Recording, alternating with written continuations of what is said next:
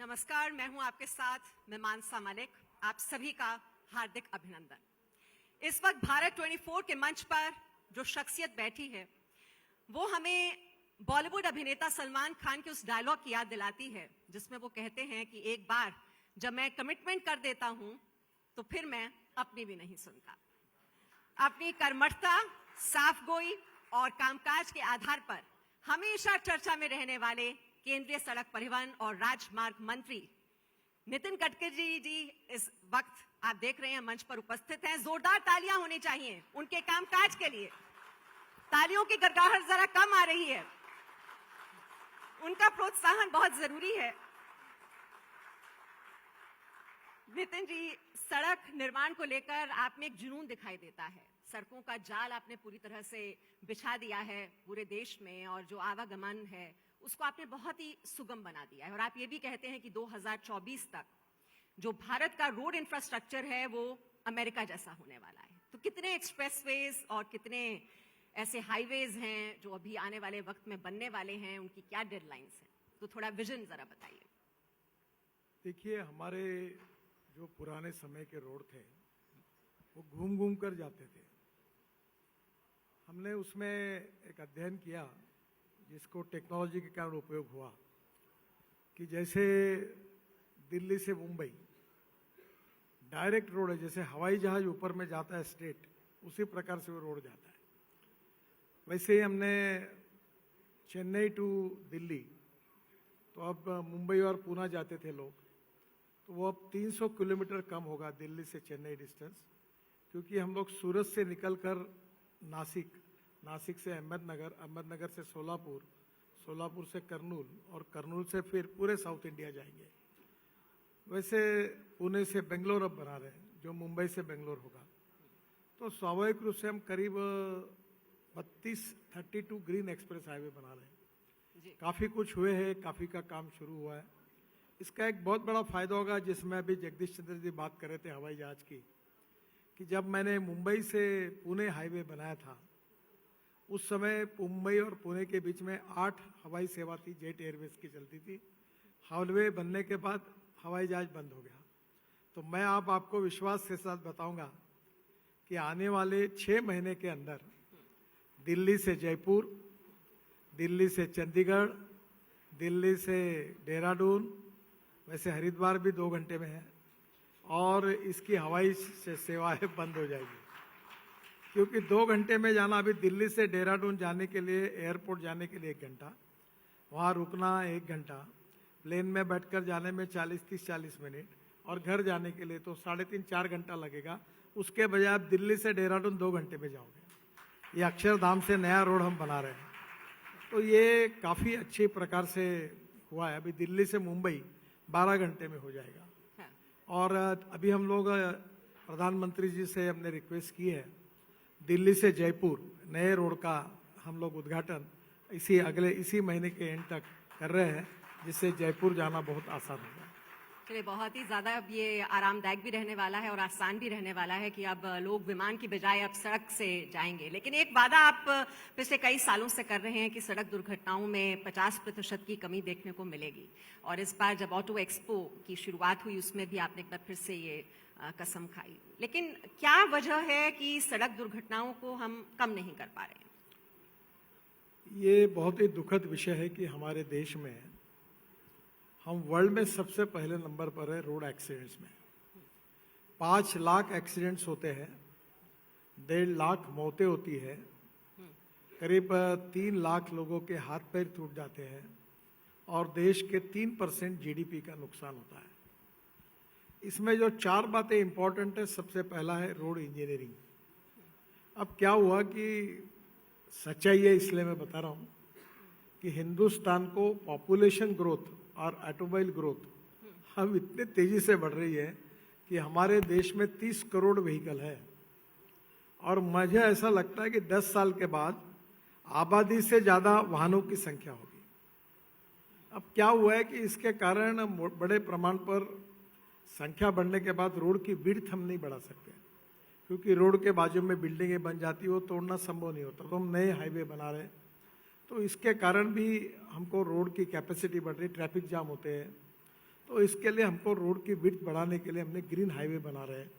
अभी ring road वजह दिल्ली की बात है, पंजाब, हरियाणा, जी उत्तराखंड, हिमाचल और पूरा ट्रैफिक उत्तर से आकर यहाँ से दिल्ली के बीच में से आता था और यही धौला कुआं से ऊपर उठकर फिर आगे जाता था। अभी हमने दिल्ली का पेरिफेरल रोड बनाया, रिंग रोड, तो काफ़ी ट्रैफिक अब डाइवर्ट हो गया। अब पंजाब, हरियाणा, उत्तराखंड, हिमाचल, कश्मीर, इनको अब दिल्ली आने की जरूरत नहीं, बाहर के बाहर चले जाते हैं। तो ऐसे बहुत जगह कुछ काम करना बाकी है, कुछ हम कर रहे हैं। तो एक तो रोड में काफ़ी सुधार करना, रोड इंजीनियरिंग में सुधार करना। दूसरा इम्पोर्टेंट चीज़ जो है वो ऑटोमोबाइल इंजीनियरिंग में है। अभी हम 6 एयरबैग्स मैंडेटरी कर रहे हैं। हमारी टेक्नोलॉजी बदल गई है, प्रदूषण भी समस्या है। मैं जैसे रोड बना रहा हूँ उससे भी ज़्यादा मेरा ध्यान है कि आने वाले समय में पेट्रोल डीजल के बजाय CNG, LNG, ethanol, biodiesel, electric और ग्रीन हाइड्रोजन पर गाड़ियाँ चले। और मुझे बहुत खुशी है कि 4-5 दिन पहले मैंने ऑटो एक्सपो का उद्घाटन किया। अब हाइड्रोजन की ट्रक, अब हमको फ्लेक्स इंजन की गाड़ियाँ, फ्लेक्स इंजन के 2 व्हीलर्स जो 100% इथेनॉल पर चलेंगे और पेट्रोल डीजल के बजाय अगर ये ग्रीन फ्यूल पे चलेंगे तो देश में आज हमारा प्रदूषण भी कम होगा। जी, ग्रीन फ्यूल को लेकर तो और भी हम आपसे समझना चाहेंगे, लेकिन अभी आपने एयर बैग्स का जिक्र किया। 6 एयर बैग्स आप मैंडेटरी करने जा रहे हैं, लेकिन जो रेयर सीट्स पर सीट बेल्ट्स कंपलसरी की गई हैं वो इतना एनफोर्समेंट नहीं हो पा रहा है। ये जो मेंटल सेटअप है लोगों का, ये बदलना भी इतना आसान नहीं। देखिए, मैं नाम तो नहीं बताऊंगा, पर मैंने अभी तक इस 1 साल में मैं 6 मुख्यमंत्रियों के साथ गाड़ी में बैठा। मैं सामने बैठता हूँ, मेरा भी एक्सीडेंट हुआ था। हाँ। तो जो ड्राइवर था उसने वो जो आजकल, पहले मैंने उसके ऊपर हमने कानूनी कार्रवाई की, अमेजोन से क्लिप मिलती थी, वो क्लिप लगा देते गाड़ी में और बेल्ट लगाते नहीं। अब हमने इसको मैंडेटरी किया। देखिए, सबसे इम्पोर्टेंट चीज़ अगर कोई है जिसमें आपका सहयोग चाहिए कि कानून के प्रति डर भी नहीं और सम्मान भी नहीं। जैसे ट्रैफिक सिग्नल पर रेड सिग्नल लग गया तो रुक जाना चाहिए। देखो, विदेशों में इसके बारे में इतना सेंसिटिवनेस है कि कोई कानून नहीं तोड़ता। हमारे देश में कानून तोड़ने के बारे में लोग कोई ज़्यादा सोचते नहीं, इसलिए लोगों का भी सहयोग चाहिए। तो इन्फोर्समेंट जो है, जो कानून की, वो आवश्यक है। ऑटोमोबाइल इंजीनियरिंग में हमने काफ़ी सुधार किया। अब हिंदुस्तान वर्ल्ड का ऑटोमोबाइल मैन्युफैक्चरिंग हब पहले 4थे नंबर पर था, अभी चाइना नंबर 1 पर है, अमेरिका नंबर 2 पर है, जापान नंबर 3 पर है और हम 4थे नंबर पर थे। पर अभी हमने जापान को पीछे डालकर हम 3रे नंबर पर पहुंचे हैं। 7.5 लाख करोड़ की हमारी ऑटोमोबाइल इंडस्ट्री है और मेरा पूरी तरह से ये मिशन है कि 5 साल के अंदर हिंदुस्तान वर्ल्ड का नंबर 1 का ऑटोमोबाइल मैन्युफैक्चरिंग हब बनेगा। और हमारे सभी राज्य सरकार और भारत सरकार को सबसे ज़्यादा GST देने वाली ये इंडस्ट्री है। 4.5 करोड़ युवकों को रोजगार देने वाली ये इंडस्ट्री है और हमारे देश में सबसे ज़्यादा एक्सपोर्ट करने वाली और हमारे वेल्थ के कंट्रीब्यूट करने वाली है। तो ये सुरक्षित भी हो, प्रदूषण मुक्त भी हो और एक्सीडेंट के दृष्टि से भी इसमें सुधार हो। ये दोनों प्रयास हम कर रहे हैं, जिसमें मुझे लगता है कि ऑटोमोबाइल इंजीनियरिंग में भी काफ़ी सुधार होगा। रोड इंजीनियरिंग की भी मैंने बात की और रोड सेफ्टी के लिए बड़े प्रमाण पर काफ़ी सेलिब्रिटीज आगे आ रहे हैं जी, काफ़ी एजुकेशन इंस्टीट्यूशंस आ रही है, बच्चों के स्कूलों में हम पढ़ा रहे हैं, सभी सोशल ऑर्गेनाइजेशन NGO आगे आ रहे हैं और रोड सेफ्टी हमारी हाईएस्ट प्रायोरिटी है। पर आपको मैं नम्रतापूर्वक बताने में मुझे कोई संकोच नहीं है कि मेरे डिपार्टमेंट में सभी फील्ड में सक्सेस स्टोरी है, पर इसमें अभी तक हम जितने मृत्यु कम करने का हमारे प्रयास था उसमें सफलता नहीं मिली है। और दुर्भाग्यवश 18 से 34 वयोगट के 60% लड़के लड़कियां हैं। ये बहुत दुर्भाग्यपूर्ण है। यंग लड़के, कोई IIT इंजीनियर है, कोई डॉक्टर है, उनका डेथ हो जाता है। तो मुझे लगता है लोगों के सहयोग के बिना। और सड़क दुर्घटनाओं को रोकने के लिए एक सरकार का है 4E फॉर्मूला। ये 4E फॉर्मूला क्या है? देखिए, सरकार के प्रयासों के साथ साथ जब तक जनता का सहयोग नहीं मिलेगा, जब तक लोग इस बात के लिए हमारे लिए खड़े नहीं रहेंगे, अभी जैसे स्पीड है, कितनी रखना कितनी नहीं रखना, हमने बोर्ड लगाए, चेक कर रहे, फाइन कर रहे, ओवर स्पीड से कभी एक्सीडेंट होता है। लेन डिसिप्लिन, अभी कोई भी आदमी आता है, जैसे कभी कभी मुझे बड़ा डर होता है, स्कूटर वाला आता है कहीं भी घुस जाता है, जैसे वो हमारे यहाँ सब्सिडी का खेल था वैसे इधर से उधर घुस जाते हैं। तो ये थोड़ा सा लोगों को जान पर वो खेल रहे हैं, और इसलिए मैं अक्सर लोगों से अपील करूंगा कि रूल्स ऑफ द रोड के जो है उसका पालन अगर जनता करेगी तो एक्सीडेंट एकदम कम हो जाएगी।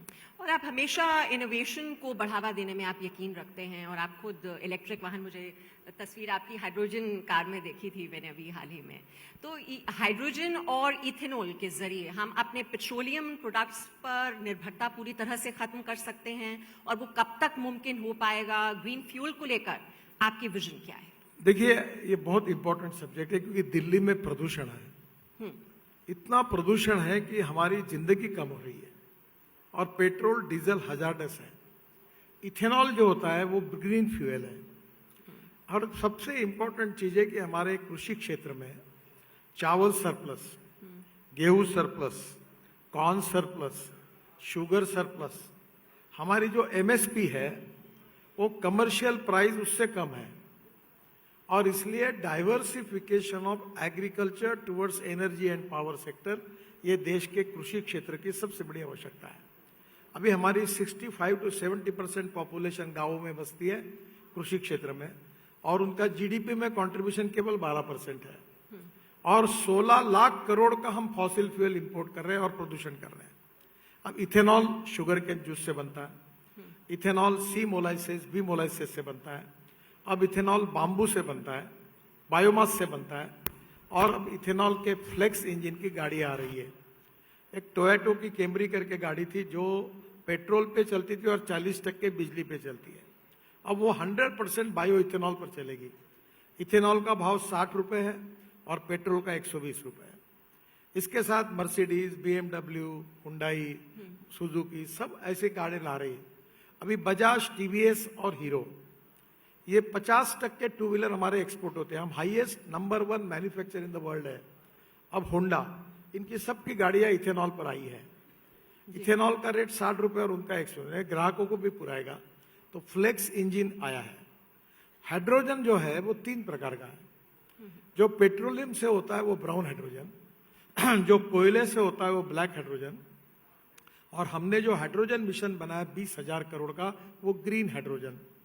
ग्रीन हाइड्रोजन जो बनता है वो पानी से, बाद में जो कचरा है हमारा म्यूनिसिपल वेस्ट, जैसे गाजीपुर की टेकड़ी में पड़ा है, उसमें से ऑर्गेनिक वेस्ट निकालकर वो बायोडाइजेस्टर में डाल के उससे बनेगा, और बायोमास से बनेगा। अभी ऐसा है कि ये जो कारपोरेशन में कचरा होता है, तो मैं आपको जरूर कहूंगा कि 2 प्रोजेक्ट, एक नागपुर में जहां का मैं सांसद हूं, हमने 7 साल से नागपुर का टॉयलेट का पानी बेच दिया है। आप इमेजिन करोगे कि हमें टॉयलेट का पानी बेचकर शहर का कितना पैसा मिलता है?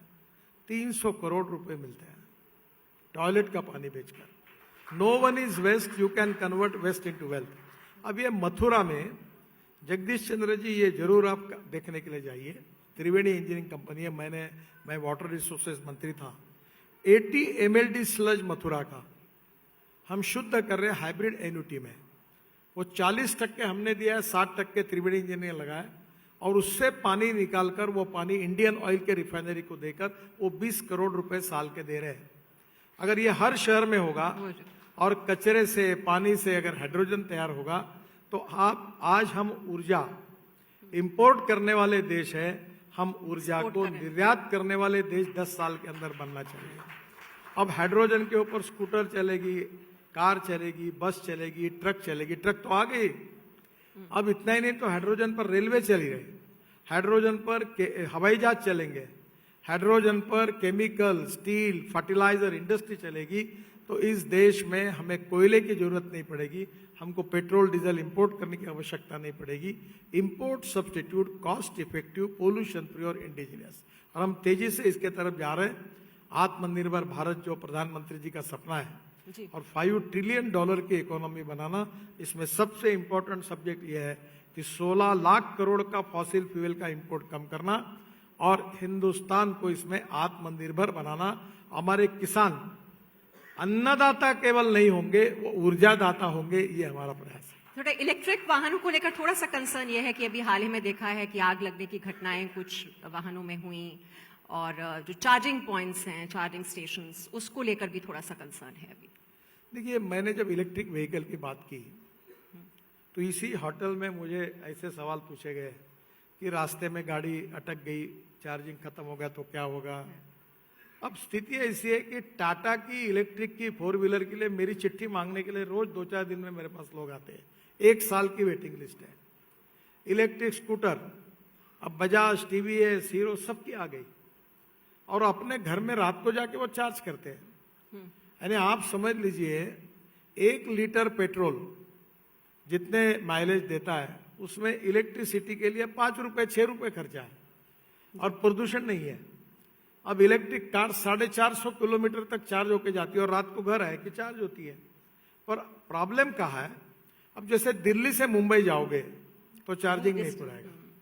अगर आप दिल्ली से कश्मीर जाएंगे, अभी हम दिल्ली कटरा रोड बना रहे हैं, अमृतसर बना रहे हैं, 4 घंटे में अमृतसर, 6 घंटे में कटरा, 8 घंटे में हम श्रीनगर। अब ऐसे रोड पर जाएंगे तो वहां रास्ते में चार्जिंग करना पड़ेगा। तो 670 हम रोड साइड एम्यूनिटीज NHAI की तरफ से बना रहे हैं, जिसमें से 70 का काम लगभग पूरा होते आया है। हर जगह चार्जिंग स्टेशन है और अभी मैंने जैसे जिनका सत्कार किया उनमें से एक सज्जन, वो भी चार्जिंग स्टेशन बना रहे हैं। दुनिया में ये होटल है, इसका पार्किंग है, वहां चार्जिंग बन जाएगा सिस्टम। पार्लियामेंट है, वहां गाड़ियों का पार्किंग है, वहां चार्जिंग हो जाएगा। आपका ऑफिस है नोएडा में, आपके यहाँ पार्किंग होगा, वही चार्जिंग हो जाएगा। ऊपर सोलर लगा दो, नीचे में चार्जिंग हो जाएगा, फुकट में चलेगी सब गाड़ियां। तो अभी ये कोई समस्या नहीं है। जो बसेस भी, अब एक प्रॉब्लम आया कि दिल्ली से शिमला इलेक्ट्रिक बस जाती है। अब अलग अलग कंपनी के लिए अलग अलग चार्जर लगता है। अभी हम कोशिश कर रहे हैं कि एक ही चार्जर में सब चार्जर, मोबाइल फोन है वो मिलता था अडॉप्टर, कि कोई भी फोन उस पर चार्ज होता, वैसे चार्जिंग की सिस्टम हो जाएगी और चार्जिंग कोई प्रॉब्लम नहीं है। भारत में हम हमारे पावर की बास्केट में 38% पावर सोलर है। तो मुझे लगता है कि आने वाले समय में हम 60% तक जाएंगे और सोलर पावर से हमारा चार्जिंग होगा, वो सस्ता भी होगा। सोलर पावर तो और सस्ता होगा क्योंकि हमारी थर्मल पावर 6 रुपए, 7 रुपए, 8 रुपए यूनिट है, तो सोलर की 2.5 रुपए, 2.25 रुपए, तो वो एकदम सस्ते में होगा। जी, और स्क्रैपेज पॉलिसी पर भी आपका काफी फोकस है, अब उस पर आप कैसे आगे बढ़ेंगे? देखिए, हमारे देश में हम लोग एल्यूमिनियम इंपोर्ट कर रहे हैं, कॉपर इंपोर्ट कर रहे हैं, स्टील का शॉर्टेज है, रबर प्लास्टिक का शॉर्टेज है। तो अभी हमने क्या किया कि 15 साल, मैंने आज समझ लीजिए कि जो 15 साल पुराना ट्रक जितना प्रदूषण करता है उतने नए 8 ट्रक उतना प्रदूषण करते हैं। उसका माइलेज भी ज्यादा है क्योंकि टेक्नोलॉजी बदल गई है। तो हमने 15 साल के बाद सरकार ने निर्णय लिया कि जितने सरकारी व्हीकल है वो 15 साल के बाद स्क्रैपिंग होगा और प्राइवेट व्हीकल को भी टेस्टिंग करना पड़ेगा। इसके कारण क्या होगा, aluminium, copper, steel, rubber, plastic सस्ता मिलेगा, उसका रिसाइकलिंग होगा और हमारे ऑटोमोबाइल कंपोनेंट की कॉस्ट 30% कम हो जाएगी और हम वर्ल्ड में और कॉम्पिटेंट होंगे और हमारा एक्सपोर्ट बढ़ेगा। हम वर्ल्ड की नंबर 1 का ऑटोमोबाइल मैन्युफैक्चरिंग हब बनेंगे और इस देश में अभी 4.5 करोड़ युवाओं को रोजगार है। कम से कम 3-3.5 करोड़ युवाओं को नए एडिशनल रोजगार मिलेंगे और देश में ये उद्योग विकसित होगा।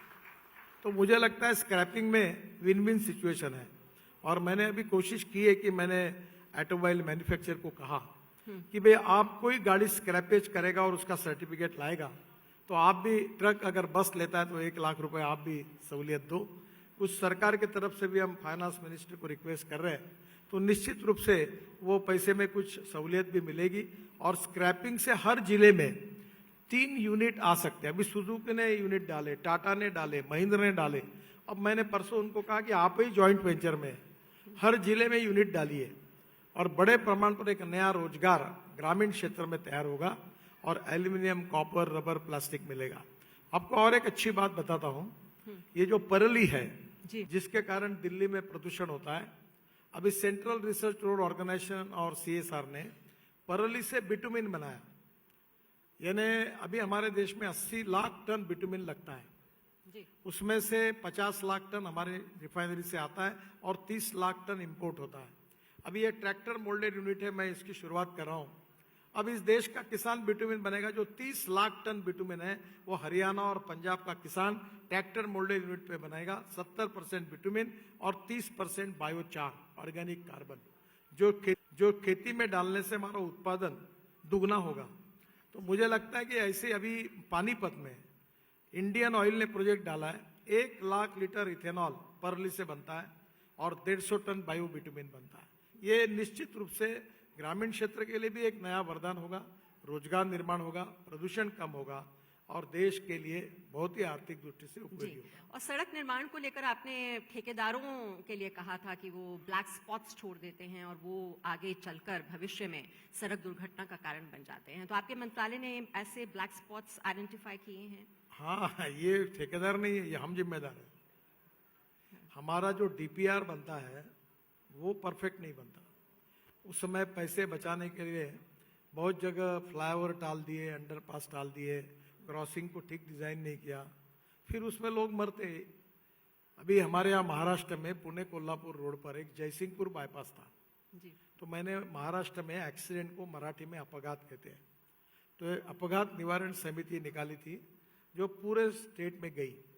तो वहां एक जगह पर 150 लोग मरे थे।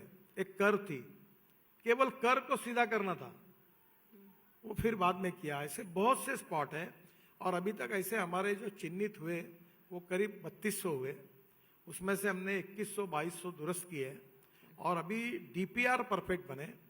इसके लिए हम डीपीआर वालों को जिम्मेदार पकड़ रहे हैं और अधिकारियों को अभी हमने आरओ और पीडी को कि जहां भी एक्सीडेंट होता है वहां जाओ और हमारा दोष है तो उसको तुरंत उसको आपके अधिकार में उसको इम्प्रूव करो, ये आदेश निकाले हैं। अब बड़े प्रमाण पर सुधार रहे, फिर भी रोड इंजीनियरिंग में रोड कुछ स्टेट के हैं, कुछ म्यूनिसिपल कॉरपोरेशन के हैं, अभी यहाँ कुछ डीडीए के रोड्स हैं, कुछ एनएचआई के रोड हैं। अभी भी रोड में काफी ब्लैक स्पॉट्स है जहाँ एक से ज्यादा एक्सीडेंट होते हैं, उनको सुधारने की आवश्यकता है और वो अभी भी काफी इसमें काम बाकी है। हम कोशिश कर रहे हैं कि ये पूरी तरह से 100% परफेक्ट हो। और सरकारी अधिकारियों पर भी आप कई बार नाराजगी व्यक्त करते हैं। आपने कहा था कि गाय भैंस हम पालते हैं ताकि वो, और उनको खुराक भी देते हैं ताकि वो हमें दूध दें, लेकिन अगर वो दूध ही नहीं दे रहे तो क्या फायदा, और फोकट में क्यों पैसा दिया जाए? नहीं, ऐसा नहीं तो है। आप देखिए, मैंने एक बात कही है कि financial audit is very important, पर फाइनेंशियल ऑडिट से performance audit is more important than financial audit. आप चैनल चला रही है, अभी जगदीश चंद्र जी ने बेस्ट ऑफ लोग लाए, वो टीम का परफॉर्मेंस ठीक होगा तो चैनल चलेगा। और टीम में ऐसे अगर एंकर्स आए कि जो बोले ही नहीं पाएंगे, चुपचाप बैठ जाएंगे, तो बैंड बाजा बज जाएगा। तो हमारे यहाँ गवर्नमेंट में अच्छे काम करने वाले को सम्मान नहीं और बुरे काम करने वालों को कोई पूछता नहीं। तो मैंने कहा ऐसा नहीं होगा, तुम्हारे क्षेत्र में अगर कोई प्रॉब्लम होगा तो आप जिम्मेदार हो, ओनरशिप रखो, ये अपनी जिम्मेदारी है, समझ के काम करो। अगर आपके यहाँ आप बोलेंगे चलता ही है, ऐसी ही सरकार चलेगा, ऐसा नहीं चलेगा। इसलिए मैंने उसमें थोड़ी और अगर प्रोजेक्ट्स में विलंब होता है तो फिर आप रिटायरमेंट पत्र भी भेज देते हैं मेज पर एक नारियल के साथ, ये भी सुना। देखो, जो नॉन परफॉर्मिंग है, जो काम नहीं करना चाहते, जो सरकार के लिए और जनता के लिए उत्तरदायी है और काम नहीं कर रहे, तो उनका रिटायरमेंट करना चाहिए, ये मेरा मत है। अभी हमने हमारे डिपार्टमेंट में रिव्यू करते रहते हैं और ऐसे जो नॉन प्रोडक्टिव है उनको बोलते भाई साहब नमस्कार, शाल लो, श्रीफल लो और तो बहुत ही क्लियर कट पॉलिसी है कि परफॉर्म करो नहीं तो एग्जिट।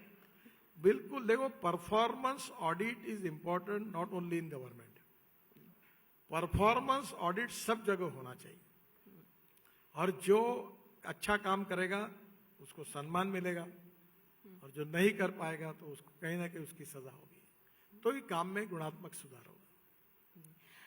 गडकरी जी, हाल ही में जो जोशीमठ में हम देख रहे हैं जो भू धसाव हो रहा है, कुछ लोगों का कहना है कि ये जो चार धाम मार्ग वहां पर बना है उसकी वजह से है और जो प्रोजेक्ट्स वहां पर चल रहे हैं, इस पर आपका क्या कहना है? ये जो बैलेंस बनाने की जरूरत है, जो प्रकृति के साथ छेड़छाड़ जहां हो रही है, और फिर विकास को भी आगे बढ़ाना है, ये बैलेंस कैसे बनाया जाए, संतुलन? देखिए, पहली बात तो ऐसी है कि हमारे सोसाइटी के 3 पिलर्स हैं: ethics, economy, ecology and environment. और इकोलॉजी एंड एनवायरनमेंट को बिल्कुल प्रोटेक्ट करना हमारी जिम्मेदारी है। एक तरफ विकास भी चाहिए और इकोलॉजी एंड एनवायरनमेंट को प्रोटेक्ट भी करना चाहिए। जब 2014 में मैं मंत्री बना तो आपको याद होगा कि बद्रीनाथ केदारनाथ का वो हादसा, कितने लोग मर गए, बादल फट गया। प्रॉब्लम ये था कि जब हमने उसका अध्ययन किया तो हमारा रोड था वो रिवर के साथ साथ चलता था, और रिवर को जब बाढ़ आती थी तो रोड बह जाते थे। तो मैंने स्विट्जरलैंड से कंसल्टेंट बुलाया और हमने यहाँ पूरा स्टडी करके ये 4 धाम की योजना 12,000 करोड़ की एक नेट, उसमें टनल्स बनाए। ये बहुत फ्राजिल डाटा है यहाँ का, तो नेचुरली कठिनाइयाँ हैं। तो अब प्रश्न ये है, हमने 2.5 करोड़ इस साल पेड़ लगाए। मैं पेट्रोल डीजल से प्रदूषण को दूर करके हम बायो फ्यूल और ग्रीन फ्यूल को ला रहे हैं, तो हम इन्वायरमेंट के कैसे विरोधी हो सकते हैं? तो पहला ये है कि अभी एकदम कि रोड के कारण या किसी कारण ये हुआ है, ऐसा इन्फ्रेंस निकालना उचित नहीं है। इसके ऊपर टेक्निकल टीम है, इसमें जियोलॉजी भी है, थोड़ा बहुत मैं भी जियोलॉजी जानता हूँ। Talc, gypsum, calcite, apatite, orthoclase, quartz, corundum, diamond, ये मोहा स्केल ऑफ हार्डनेस है जो रॉक्स को डिफाइन करती है। तो इसमें जो जिप्सम जो है 2 नंबर का, ये रॉक है, वो बहुत ही ये फ्राजिल है। तो अब ये इसमें भी हमने रोड बनाते समय चिंता की है, और इसलिए ये जो कुछ हो रहा है इसके लिए टेक्निकल टीम काम कर रही है। निश्चित रूप से सरकार पर्यावरण के प्रति कटिबद्ध है। विकास होते होते पर्यावरण का नुकसान नहीं होना चाहिए, यही सरकार की भूमिका है। इसके बारे में जब अध्ययन होगा टीम का, टेक्निकल टीम का, तब कोई निदान निकालना ठीक होगा। तब तक अभी निदान निकालना में जल्दबाजी होगी। और 2016 में आपने प्लास्टिक के कचरे का इस्तेमाल सड़क निर्माण की बात कही थी। ये अब शायद कई राज्यों में इसका इस्तेमाल हो रहा है, तो उसके बारे में भी थोड़ा बताइए। अभी 98.50% फास्ट ट्रैक है, पर अब मैं नई टेक्नोलॉजी 3 महीने के अंदर लाने की कोशिश कर रहा हूँ जी।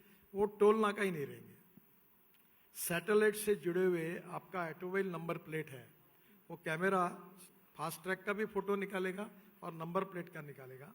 आप जहां से एंट्री करोगे वहां रजिस्टर हो जाओगे, जहां से निकलोगे वहां रजिस्टर हो जाएंगे। आपके बैंक अकाउंट से उतना पैसा निकल जाएगा, आपको रुकने की जरूरत नहीं कहीं। ये automobile number plate tolling system satellite base ये हम ला रहे हैं, जिससे लोगों की सुविधा होगी। ऑलरेडी ये अपने पेरिफेरल रोड जो है दिल्ली का, इसमें इसका प्रयोग चल रहा है, वो सक्सेसफुल हुआ है, जिससे लोगों को कहीं रुकने की आवश्यकता नहीं पड़ेगी। और गडकरी जी, 7,500 किलोमीटर लंबा हमारा समुद्र तट है, जिसका अभी पर्याप्त दोहन नहीं हो पा रहा है। तो क्रूज के प्रति एक आकर्षण किस तरह से हो सकता है, और जो मैरीटाइम विजन डॉक्यूमेंट है 2030, उसको लेकर आप कुछ जानकारी दे सकते हैं? अब मैं फिर से एक बार पूछिए। मैरीटाइम विजन डॉक्यूमेंट, हाँ 2030, क्योंकि आप पहले शिपिंग भी आपके पास अभी था, जिसका पोर्ट्स को उल्लेख लेकर। जगदीश चंद्र जी ने किया था, सागर माला, ये करीब 16 लाख करोड़ की योजना हमने बनाई थी जब मैं मंत्री था। उसमें से 8 लाख करोड़ के काम पूरे हुए। अब जैसे गोविंदा जी बैठे इसलिए बात बता रहा हूँ, मैंने बीपीटी से रो पैक शुरू किया है, ट्रक और बसेस अलीबाग जाती है। अब मैंने दूसरी योजना तैयार की थी कि वसई विरार से लेकर किसी भी दिशा से मुंबई से वाटर टैक्सी में बैठकर 17 मिनट के अंदर नए एयरपोर्ट पे जाएंगे। तो 10,000 वाटर टैक्सी होगी, रोड से जाने की जरूरत नहीं। तो ये योजना बनाई थी हमने। ब्रह्मपुत्रा पर 8 जगह पर रो पैक शुरू किए, गंगा पर 6 जगह पर शुरू किए। जो लोग अपनी गाड़ी या ट्रक बसेस डाल के इस किनारे से उस किनारे जाते हैं, 3-3 घंटे बचते हैं। तो ये 8 लाख करोड़ का काम सागरमाला में हुआ, काफी काम हुआ है, पोर्ट ने किया है। हमारे पोर्ट का उस प्रॉफिट 6,000 करोड़ मिला है। हमने सब मेजर पोर्ट अच्छे प्रॉफिट में आए। हमारा कोचिन शिपयार्ड बहुत अच्छा काम कर रहा था। अब उसके बाद ये जो भारत माला ये रोड का प्रोजेक्ट था, अब ये पहले इसमें 25 लाख करोड़ का था और अभी 25 लाख करोड़ का है। अब मैं इतनी बड़ी बात करता हूं तो मैं चिंता नहीं करता पत्रकार बंधुओं की। मैं बोलता हूं, मैं जो बोलता हूं वो नोट करो, एक भी नहीं हुआ तो ब्रेकिंग न्यूज लगाओ। तो हमारे पास पैसे की कोई कमी नहीं है। आज मैं आपको आह्वान करता हूं कि ये जो हम लोग 5 लाख करोड़ के काम साल भर करने का प्रयास कर रहे हैं, अभी हम मुंबई स्टॉक एक्सचेंज गए और हमारा इनविट मॉडल का हमने बॉन्ड्स निकाले, और वो बॉन्ड ऐसे थे कि हम 10,000 रुपए भी आप इन्वेस्ट कर सकते हैं और 8.5% हम ब्याज दे रहे हैं ईयरली, और मंथली अकाउंट में ब्याज जमा होगा। तो मेरी इच्छा ये थी कि अब गरीब लोगों के पैसे से रोड बनाना, पत्रकार है, कांस्टेबल है, ऑफिसर है, क्लार्क है, वो हमारे इसमें इन्वेस्ट करें और उसको हम 8.5% ब्याज दें, क्योंकि बैंक में 5.5-6% के ऊपर नहीं मिलता। और मुझे इतना रिस्पांस मिला कि 10 दिन के लिए बॉन्ड इशू था। मैं गोवा गया था हमारे परिवार के साथ, अचानक मुझे तुरंत दूसरे दिन वापस लौट के आना पड़ा, क्योंकि पहले दिन 7 घंटे में 7 टाइम्स ओवर सब्सक्राइब हुआ, इतना बॉन्ड में पैसा लोगों ने दिया। तो आज मैं लोगों के, गरीब लोगों के पैसे से रोड बनाना चाहता हूं, और आने वाले समय में कम से कम 5 लाख करोड़ मुझे साल के चाहिए। तो कुछ 2 लाख करोड़ हमको बजट से मिलते हैं, कुछ हम रोड मॉनिटराइज करते हैं उससे पैसे मिलते हैं। और मैं ऐसा एक मंत्री हूं कि हमारा बजट भी अच्छा है और मोदी जी के नेतृत्व में हमारे पास पैसे की कोई कमी नहीं है। हम चाहे उतने रोड बना सकते हैं और बना रहे हैं, और आप भी देख रहे हैं। तो इस देश में काम करने वालों की आवश्यकता है, पैसे की कोई कमी नहीं, ये बात मैं अक्सर कहता हूँ। पैसे की कमी नहीं, मानसिकता में कमी होती है, उसी वजह से प्रोजेक्ट्स आगे बढ़ नहीं पाते हैं।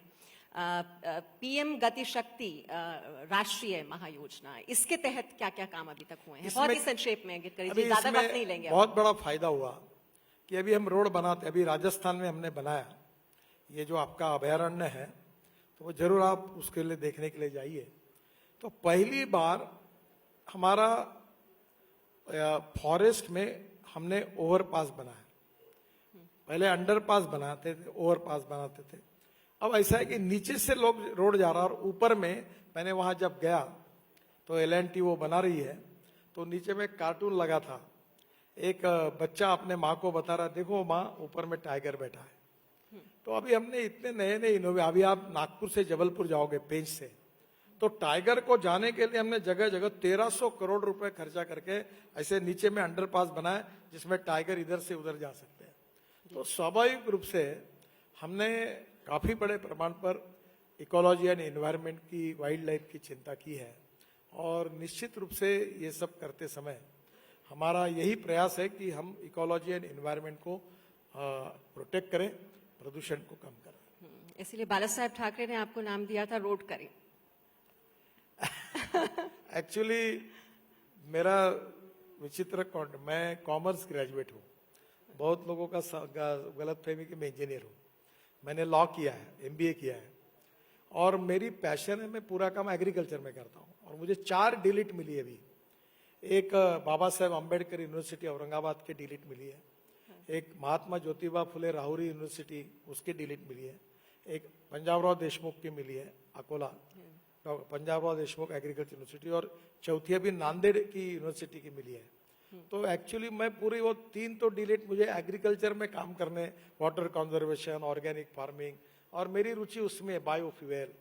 और मैं जब मुंबई में मंत्री बना, तो Mumbai Pune express highway, Worli Bandra sea link project, 55 flyover ये बने, तो मेरे ऊपर इसका ठप्पा लग गया कि मैं कोई इंजीनियरिंग का विद्वान नहीं हूँ। अभी हमारे 6 वर्ल्ड रिकॉर्ड हुए इंजीनियरिंग के, हमारे मिनिस्टर ने अभी इस साल किए।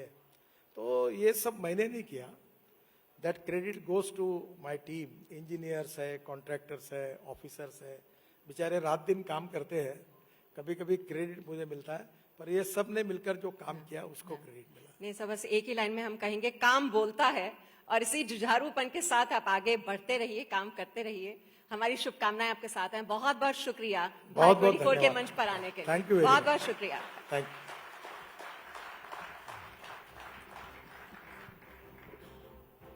Thank you so much honourable minister Nitin Gadkari ji, और आपके विजन से भारत के बेहतर भविष्य की हम कामना करते हैं। साथ ही आपको हमारी पूरी टीम की तरफ से बहुत बहुत शुभकामनाएं। तालियों के साथ शुभकामनाएं नितिन गडकरी जी के लिए। Thank you sir.